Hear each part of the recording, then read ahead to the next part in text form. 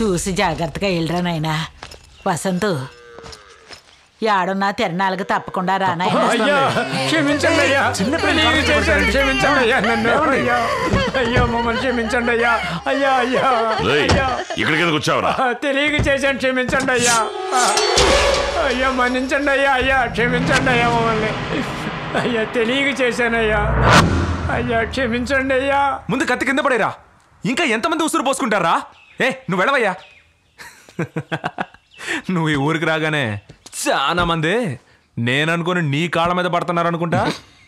నవ్వయ్యా, బాగా నవ్వు. నువ్వు నవ్వడం వల్లేగా వాడు ఇలా తయారయ్యాడు. నువ్వేం కన్న తండ్రివయ్యా, ఎలా అయ్యాడో చూడు. 5 ఏళ్ల వయసు అప్పుడే చేతికి కత్తిచ్చి వాడిని నీలాగే మార్చావు కదయ్యా. వీడిని చూస్తుంటే నాకే జాలేస్తోందయ్యా.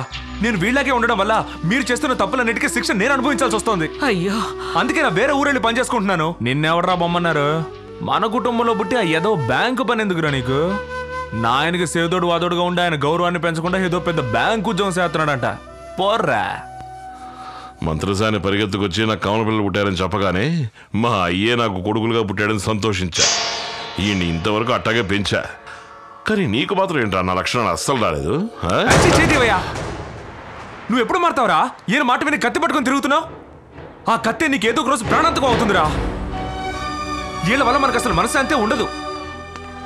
నేను వారానికి 2 రోజులు రావాలంట. 2 రోజులు. అయ్యా తిరణాలకి మర్చిపోకుండా రా అయ్యా. అవునవును, మర్చిపోకుండా వచ్చారా రే. రాకెక్కడికి పోతాడు రా, నువ్వురా.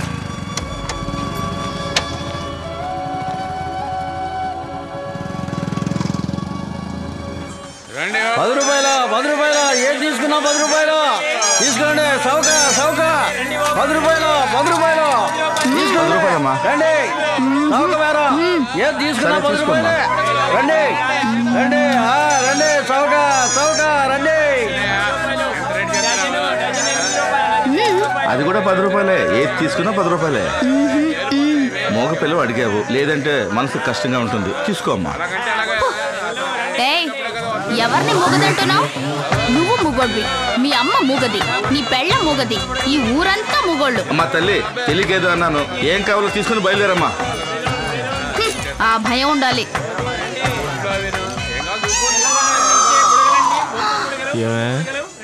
నన్ను చూస్తే పిచ్చోళ్ళ కనిపిస్తున్నానా? ఆ రోజు మూగదానిలో నటించి తప్పించుకున్నావు, ఇవాళ తప్పించుకుందాం అనుకుంటున్నావా? ఇవాళ అయిపోయావే. నన్ను మీరేమీ చేయలేరు. ఏం చేయలేనా?